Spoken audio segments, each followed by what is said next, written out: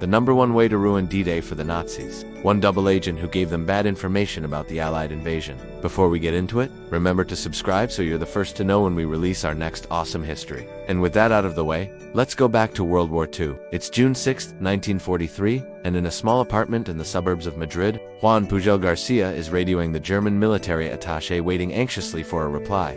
Weeks ago, he sent them word that he had made contact with a British spy ring inside of Britain, and that they were planning to invade France on July. Now, if the Germans are going to stop this invasion, they need to move troops to the beaches of Normandy immediately.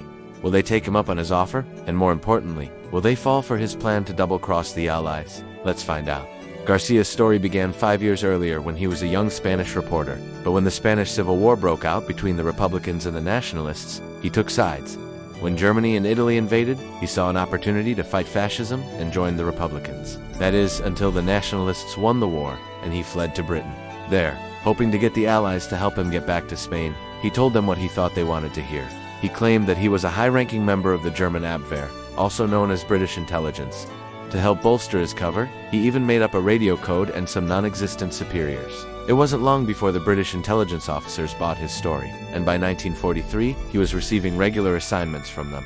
But there was a problem. While Garcia was feeding the British intelligence officers information about non-existent German troop movements, they wanted him to do something else.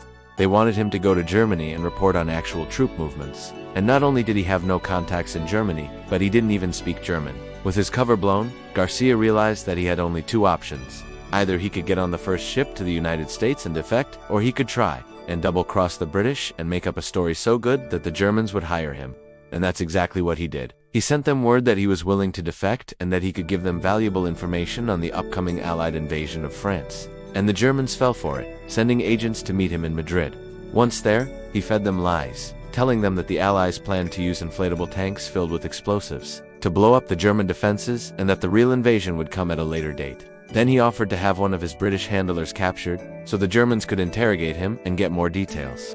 And that's exactly what happened. The British left the man behind and soon he was feeding the Germans misinformation about Allied troop deployments and supply locations. Just like Garcia had hoped, the Germans believed every word he said and moved thousands of troops to Normandy to stop the coming Allied invasion. But while Garcia was able to fool the Germans, he couldn't control their actions. When Allied troops landed in Normandy, they encountered only light resistance, allowing them to quickly establish a beachhead and launch a full frontal assault. Caught in the middle, Garcia watched helplessly as the Allies pushed inland, destroying everything he had worked for.